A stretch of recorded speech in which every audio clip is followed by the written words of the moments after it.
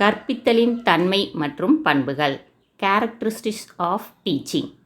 கற்பித்தல் என்பது சமூக செயல்பாடு, தொழில்முறையில் பிரத்யேக பயிற்சி பெற்றவர்களால் நிகழ்த்தப்படுவது. கற்பித்தல்ங்கிறது டீச்சிங்ப்பா. அது ஒரு சோசியல் ஆக்டிவிட்டி. சரியா? பிரத்யேக பயிற்சி பெற்றவர்கள் அப்படின்னா டீச்சர்ஸால் தான் டீச் பண்ண முடியும். சரியாப்பா? ஆசிரியர் செயல்பாடு. ஆசிரியர் மாணவர் இடைவினைகளை உற்று நோக்கி கற்பித்தலின் தரத்தை கணிக்க முடியும். அதாவது டீச்சர் ஆக்டிவிட்டி, அப்புறம் டீச்சர் ஸ்டூடெண்ட் இன்ட்ராக்ஷன், இதெல்லாம் அப்சர்வ் பண்ணி நம்ம என்ன செய்யலாம்னா டீச்சிங்கோட தரத்தை கணிக்க முடியும். உற்றுநோக்கல் மூலம் கற்பித்தலை அளவிட்டு மதிப்பிட முடியும். அப்சர்வேஷன் பண்ணுறது மூலமாக டீச்சிங்கை என்ன செய்யலாம்? அளவிட்டு மதிப்பிடலாம். பின்னூட்டம் அளிப்பதன் மூலம் கற்பித்தலை மாற்றியமைக்க முடியும். ஃபீட்பேக் கொடுக்கறதன் மூலமாக கற்பித்தலோட தரத்தை மாற்றி அமைக்கலாம். உங்களோட டீச்சிங் சவுண்டு கிளாரிட்டி, அதாவது உங்களோட டீச்சிங்கில் சவுண்டு கிளாரிட்டி கம்மியாக இருக்குது, அதை கொஞ்சம் ஏற்றிக்கிட்டிங்கன்னா உங்கள் டீச்சிங் பெஸ்ட்டாக இருக்கும் அப்படின்னு ஃபீட்பேக் கொடுக்கறதன் மூலமாக கற்பித்தலோட தரத்தை மாற்றியமைக்க முடியும். கற்பித்தலை ஆசிரியர் செயல்பாடு வகைகள், டைப்ஸ் ஆஃப் டீச்சிங் ஆக்டிவிட்டீஸ், கல்வியின் நோக்கக்கூறுகள், டைப்ஸ் ஆஃப் எஜுகேஷனல் அப்ஜெக்டிவ்ஸ், கற்றல் நிலைகள், கற்றல் கட்டமைப்பு, types of learning conditions, learning structures, கற்றலின் பல்வேறு உட்கூறுகள், டைப்ஸ் ஆஃப் லேர்னிங் காம்பனன்ட்ஸ் மூலம் அறியலாம். சரியாப்பா? கற்பித்தலை எதன் மூலமாக அறியலாம்? ஆசிரியர் செயல்பாடு மூலமாக அறியலாம், கல்வியின் நோக்கக்கூறுகள் மூலமாக அறியலாம், கற்றல் நிலைகள் மூலமாக அறியலாம், அப்புறம் பல்வேறு கற்றல் உட்கூறுகள் மூலமாக அறியலாம். சரியா? கற்பித்தல் என்பது பெரும்பாலும் மொழி பயன்பாட்டின் அடிப்படையில் அமைவது. கற்பித்தலுக்கு கண்டிப்பாக என்ன தேவை? மொழி தேவை. மொழி பயன்பாடு இல்லாமல் கற்பித்தல் இருக்காது. கற்பித்தல் என்பது கற்போருக்குரிய சிகிச்சை முறை. அதாவது லேர்னர்ஸ்குள்ள தெரப்பி தான் கற்பித்தல். சரியா? மாணவர் செயல்பட வேண்டிய முறையை அறிவுறுத்துகிறது. எப்படி செயல்படணும் ஸ்டூடெண்ட்ஸ் அப்படிங்கிறத அறிவுறுத்துது. கற்பித்தலில் மூவகை பணிகள். என்னென்ன பணிகள் இருக்குன்னா, சொல்லாடல், டெல்லிங் அண்ட் லிசனிங், வெளிப்படுத்துதல், காணச் செய்தல், ஷோவிங், டிஸ்பிளேயிங், செய்து காட்டல், இயற்றுதல், டெமான்ஸ்ட்ரேட்டிங், டூயிங். சொல்லாடல்னா டீச்சர் பாடத்தை சொல்லி கொடுப்பாங்க, டெல்லிங். சரியா? அது மாதிரி ஸ்டூடெண்ட்ஸ் சொல்கிறத லிசன் பண்ணுவாங்க. அது மாதிரி வெளிப்படுத்துதல், காணச் செய்தல்னா ஏதாவது பொருட்களை காட்டுவாங்க, டிஸ்பிளே பண்ணி வைப்பாங்க. அதுக்கப்புறம் செய்து காட்டல், இயற்றுதல்னா டெமான்ஸ்ட்ரேட் பண்ணி செஞ்சு காட்டுவாங்க. சரியாப்பா? கற்பித்தல் என்பது மாணவர்களோடு நேரடியாக இடைவினை புரியும் செயல்முறை. அதாவது ஸ்டூடெண்ட்டும் டீச்சரும் இன்டராக்ட் பண்ணுற செயல்முறை தான் டீச்சிங். சரியாப்பா? கற்பித்தல் என்பது ஒரு தொடர். ஒரு முனை பயிற்சியளித்தல், வழங்கப்படுதல், மறுமுனை ஆழ்ந்த நம்பிக்கை ஏற்படுத்தி கொள்கை பிடிப்பு கொண்டு விளங்கச் செய்தல். சரியாப்பா? அதாவது கற்பித்தல்ங்கிறது ஒரு தொடர் செயல்முறை. அதில் ஒரு முனை என்னது? பயிற்சி அளிக்கிறதும் வழங்கப்படுதலும். மற்றொரு முனை ஆழ்ந்த நம்பிக்கையை ஏற்படுத்தி கொள்கை பிடிப்பு கொண்டு விளங்கச் செய்தல். ஓகேவா? கற்றல் விளைவு. நடத்தை மாற்றம், செய்திறன்கள், அறிவு, சிந்தித்து செயல்படுதல், நம்பிக்கை, மனப்பான்மை, இது எல்லாம் கற்றல் விளைவுப்பா. கற்பிக்கும் விதம். பழக்கப்படுத்துதல், பயிற்சி அளித்தல், கற்பித்தல், ஆதிக்கத்திற்கு உட்படுத்துதல், இதெல்லாம் கற்பிக்கும் விதம்ப்பா. கற்பித்தல்ங்கிறது ஒரு தொடர் செயல்முறைப்பா. சரியா? கற்பித்தல் ஒரு கலை. ஆசிரியர் தனித்திறன்களும் ஆக்க சிந்தனைகளும் இடம்பெறுகின்றன. அதாவது டீச்சிங்கிறது ஒரு ஆர்ட். சரியா? டீச்சரோட இண்டிவிஜுவல் டேலண்ட்டும் க்ரியேட்டிவிட்டியும் இதில் இடம்பெறும். கற்பித்தல் ஒரு அறிவியல் முறை. கற்பிக்கும் முறை, உத்திகள், கற்பித்தல் திறன்களை முறையாக பயிற்சியளித்து சிறந்த ஆசிரியர்களை உருவாக்க முடியும். அதாவது கற்பிக்கும் முறையை நல்லா பயிற்சி அளித்தோம்னா சிறந்த ஆசிரியர்களை உருவாக்க முடியும். கற்பித்தல் என்ற சொல்லின் பயன். பின்பற்ற வேண்டிய உத்திகள், முறைகள், கற்றல் எவ்வாறு நிகழ்கிறது என்பது பற்றிய அறிவு, நம்பிக்கை, மாணவர் குறித்த அனுமானங்கள் ஆகியவற்றின் தொகுப்பினை பயன்படுத்த அறிந்திருத்தல் என்ற பொருளில் கற்பித்தல் என்ற சொல் பயன்படுகிறது. சரியா? மாணவருக்கு பயிற்சி அளித்தல் மற்றும் கல்வியறிவை புகட்டுதல் என்னும் பணியினை குறிப்பிட கற்பித்தல் என்ற சொல் பயன்படுகிறது. அதாவது மாணவர்களுக்கு ட்ரைனிங் கொடுக்கறது, அப்புறம் கல்வியறிவை எப்படி புகட்டுறது, இதுக்கு கற்பித்தல்ங்கிற சொல் பயன்படுது. பள்ளி நடைமுறையை பின்பற்றி பிறருக்கு விவரங்களை புரியும்படி தெளிவுபடுத்தல் என்னும் செயல்பாட்டினை குறிப்பிடுவதற்காக கற்பித்தல் என்னும் சொல் பயன்படுகிறது. தொகுத்துக்கூறின் பாடத்துறை அறிவு, தொழில், செயல்முறை ஆகிய 3 வித பொருளில் கற்பித்தல் என்னும் சொல் பயன்படுகிறது. கற்பித்தல் பாடப்பொருள்களுடன் மாணவர் நடத்தையை மேம்படுத்துவதுடனும் தொடர்பு கொண்டுள்ளது. ஓகேவாப்பா? சிறந்த கற்பித்தலின் இயல்புகள். Characteristics of good teaching. திறன்மிகு ஆசிரியர் பண்புகள். புறக்காரணிகள், செயல் காரணிகள், விளைபயன் காரணிகள்.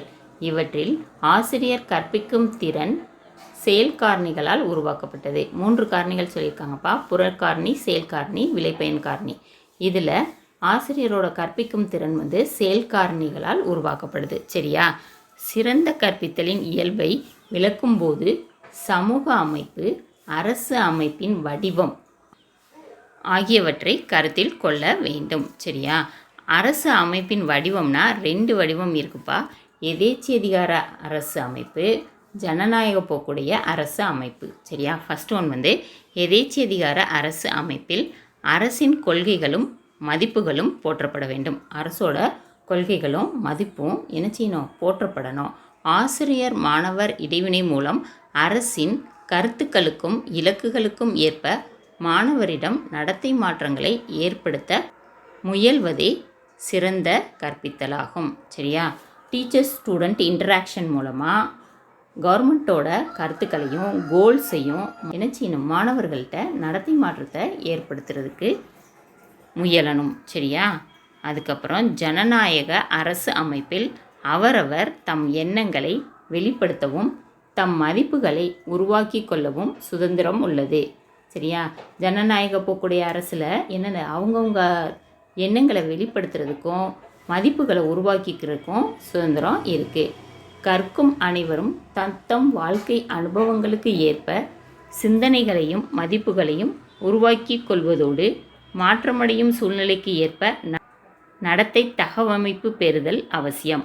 இதனை கட்டிட துணை புரியும் வழிமுறைகளே சிறந்த கற்பித்தல். அதாவது அவங்கவுங்க வாழ்க்கை அனுபவங்களுக்கு ஏற்ப அவங்கவுங்க திங்கிங்களும் மதிப்புகளும் உருவாக்கிக்கிறதுக்கு, அதுக்கப்புறம் மாற்றமடையும் சூழ்நிலைக்கு ஏற்றவாறு தகவமைப்பை பெறுதலும் அவசியம். இதனை கற்றிட துணை புரியும் வழிமுறைகளே கற்பித்தல் அப்படின்னு சொல்கிறாங்கப்பா. ஜனநாயக சமுதாயத்தில் ஆசிரியரின் சிறந்த கற்பித்தலுக்கான இயல்புகள். மாணவர் ஆற்றல், சமூக சூழ்நிலையை மேம்படுத்த காலத்திற்கு ஏற்றவாறு கற்பித்தல் அமைய வேண்டும். அதாவது மாணவரோட ஆற்றல் சமூக சூழ்நிலையை மேம்படுத்துகிற மாதிரி கற்பித்தல் இருக்கணும். ஆசிரியர் நெறிப்படுத்தும் பணி குறைவாகவும் மாணவர் சுய கற்றலுக்கு அதிக வாய்ப்பளிப்பதாகவும் கற்பித்தல் அமைய வேண்டும். அதாவது டீச்சரோட நெறிப்படுத்துகிற பணி இப்படி இரு அப்படி இரு அப்படின்னு சொல்கிற வேலையை குறைச்சிக்கிட்டு மாணவர்களோட செல்ஃப் லேர்னிங்க்கு நம்ம வாய்ப்பளிக்கணும். சரியா? வகுப்பறை செயல்களில் ஆசிரியரின் மறைமுக செல்வாக்கே அதிக இடம்பெறுதல் வேண்டும். பிளாண்டரின் வகுப்பறை இடைவினை பகுப்பாய்வு மூலம் இதனை உறுதிப்படுத்த இயலும். அதாவது வகுப்பறை செயல்களில் ஆசிரியரோட மறைமுக செல்வாக்கு தான் இருக்கணும். நேரடியாக இப்படி தான் இரு அப்படி தான் இருன்னு கண்ட்ரோல் பண்ணக்கூடாது. சரியா? மாணவர் கற்றலுக்கு அதிக வாய்ப்பளித்து பல்வகை கற்றல் அனுபவங்களை வழங்கும் வகையில் கற்பித்தல் அமைய வேண்டும். மாணவர் கற்றலுக்கு தான் நிறைய வாய்ப்பு கொடுக்கணும். சரியா? பல வகை கற்றல் அனுபவங்களை அவங்க பெறுற மாதிரி இருக்கணும். கற்றலில் மாணவர்களது தனியால் வேறுபாட்டை கருத்தில் கொள்வதாக கற்பித்தல் அமைய வேண்டும். இண்டிவிஜுவல் டிஃப்ரென்ஸ் இருக்குது லேர்னிங்கில் அப்படின்னு தெரிஞ்சுக்கணும். அதாவது ஒரு கிளாஸ் ரூமில் ஸ்லோ லேர்னர்ஸ் இருப்பாங்க, ஃபாஸ்ட் லேர்னர்ஸ் இருப்பாங்க, ஆவரேஜ் லேர்னர்ஸ் இருப்பாங்க. இதை டீச்சர் புரிஞ்சுக்கணும். ஒவ்வொரு மாணவனுக்கும் முக்கியத்துவம் அளித்து அவன் ஆற்றல் பயன்பட வாய்ப்பளிக்கும் வகையில் கற்பித்தலை அமைத்து இதமான மனித உறவுச் சூழல் வகுப்பறையில் நிகழ ஆசிரியர் பொறுப்பேற்க வேண்டும். அதாவது இண்டிவிஜுவல் டிஃப்ரென்ஸ்க்கு ஏற்ப தனித்தனியாக எல்லாருக்கும் புரிகிற மாதிரி டீச்சிங் இருக்கணும். சரியா? ஆசிரியர் மாணவரிடையேயும் மாணவர் தங்களுக்குள்ளும் அனுசரணையாக நடந்து கொள்ளுதலை ஊக்குவிக்கும் வகையில் கற்பித்தல் அமைய வேண்டும். இதற்கு செயல் திட்டம் போன்ற கற்பித்தல் முறையை கையாளலாம். சரியா? ஆசிரியர் மாணவரிடம், டீச்சர் ஸ்டூடெண்ட்டுக்கு இடையேயும் அதுக்கப்புறம் ஸ்டூடெண்ட் அவங்களுக்குள்ளேயும் அனுசரணையாக நடந்துக்கிற மாதிரி கற்பித்தலை ஊக்குவிக்கணும். இதுக்கு ப்ராஜெக்ட் மெத்தட் சிறந்த முறையாக இருக்கும். சரியாப்பா? எந்த பிரச்சனையையும் அலசி ஆராய்ந்து முடிவு எடுக்கும் மனப்பான்மை வளர உதவுவதாய் கற்பித்தல் அமைய வேண்டும். என்ன ப்ராப்ளம் வந்தாலும் அதை அலசி ஆராய்ஞ்சி அதுக்கு தகுந்த சொல்யூஷனை நம்ம எடுக்கிற மாதிரி கற்பித்தல் இருக்கணும். கற்போர் பிரச்சனையை பரிவுடன் அணுகுபவராக ஆசிரியர் இருக்க வேண்டும். லேர்னர்ஸ்க்கு ஏதாவது ப்ராப்ளம்ஸ் இருந்துச்சுன்னா டீச்சர்ஸ் அதை பரிவோடு அணுகணும். சரியா? மாணவர் ஆர்வத்தை தூண்டும் வகையில் பாடப்பொருளை மாணவருக்கு வழங்க வேண்டும். இதற்கு தேவைப்படும் சாதனங்களையும் பொருட்களையும் ஆசிரியர் பயன்படுத்த வேண்டும். டீச்சிங் இருக்கணும். சரியா? இதற்கு நிறைய டீச்சிங் எய்ட்ஸை டீச்சர்ஸ் யூஸ் பண்ணணும். சரியாப்பா? பாடப்பொருளை தெளிவுபட விளக்கும் ஆற்றல் ஆசிரியர் பெற்றிருக்க வேண்டும். அதாவது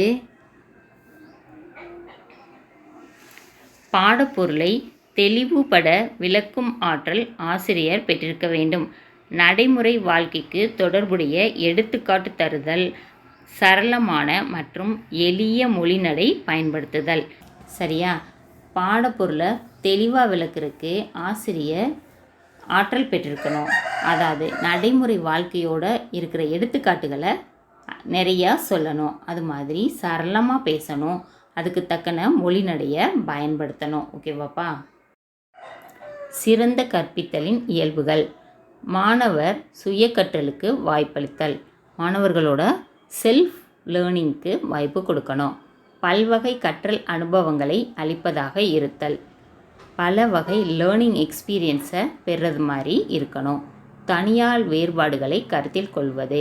மாணவர்களோட இண்டிவிஜுவல் டிஃப்ரென்ஸை கருத்தில் கொள்ளணும். மனித உறவுகளை மேம்படுத்துவதாக இருத்தல்.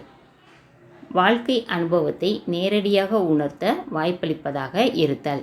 மாணவர்களின் ஆழ் சிந்தனையையும் செய்திறன்களையும் பெருக்குவதாய் அமைதல். அதாவது டீப் திங்கிங்கையும் செய்திறன்களையும் பெருக்குவதாய் அமைதல் வேண்டும். சரியா? மாணவர் மனிதநேய வளர்ச்சியை ஊக்குவித்து பிரச்சனை தீர்க்கும் ஆற்றலை பெருக்குவதாய் அமைதல். ப்ராப்ளம் சால்விங் ஆற்றல் பெருக்குவதாய் அமைதல் வேண்டும். சரியா? வகுப்பறையில் ஆசிரியர் மாணவர் இடைவினைகள் அதிக அளவில் இருத்தல். டீச்சர் ஸ்டூடெண்ட் இன்ட்ராக்ஷன் கிளாஸ் ரூமில் அதிகமாக இருக்கணும். மாணவர் கற்றல் முன்னேற்றத்தை உறுதிப்படுத்த கற்பித்தலும் போது இடையிடையே வினா எழுப்பி மாணவரிடமிருந்து பதில் பெறுதல். அதாவது டீச்சிங் அப்பவும் பிள்ளைங்களாம் கவனிக்கிறாங்களான்னு கவனிக்கிறதுக்கு நிறைய கொஸ்டின்ஸ் எழுப்பி ஆன்சரை வர வைக்கணும். இதுக்கு வளர்நிலை மதிப்பீடுன்னு பேர். கற்பித்தலின் முடிவில் கற்பிக்கப்பட்ட பாடக்கருத்துக்களை மேல்நோக்கி தொகுத்து அளிக்கும் விதமாக வினாக்கள் எழுப்பி பதில் பெறுதல். அதாவது கற்பித்தல் முடிந்த பிறகு தொகுத்து அளிக்கிற விதமாக நிறைய கொஸ்டின்ஸை கேட்டு ஆன்சர்ஸை வாங்கணும். இதுக்கு பேர் தொகுநிலை மதிப்பீடு. ஓகேவாப்பா?